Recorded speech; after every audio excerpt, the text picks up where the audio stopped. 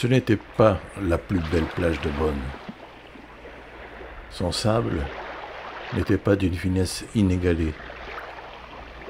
L'espace n'était pas celui dont on aurait pu rêver pour faire une partie de foot. Mais peu importe. Nous n'y allions pas seulement pour profiter de la mer.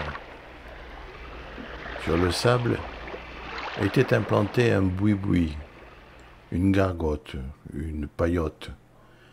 Appelez ça comme vous le voulez. Pour nous, c'était la Grenouillère, une plage devant laquelle nous ne pouvions pas passer sans que l'eau nous monte à la bouche.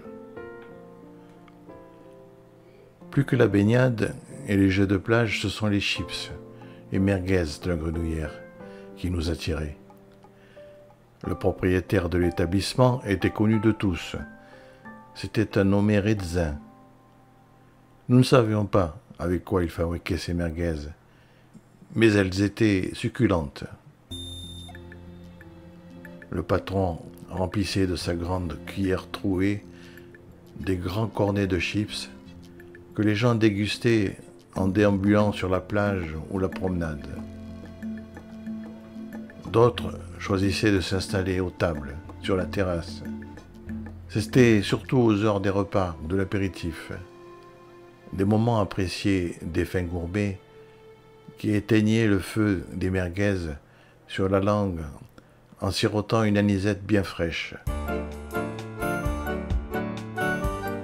Souvent, tandis que les adultes refaisaient le monde, les enfants profitaient de la baignade.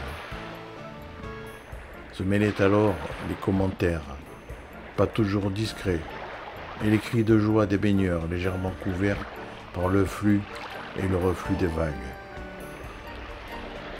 J'adorais ces moments conviviaux que seul le contexte magnifiait. Souvent, ma mère s'est proposée de me préparer les frites comme à la Grenouillère. À son désespoir, je me rappelle l'avoir souvent déçue, en lui disant qu'elle n'était pas aussi bonne que celle de là-bas. Je désespère de trouver un jour de meilleures chips que celles de mon enfance.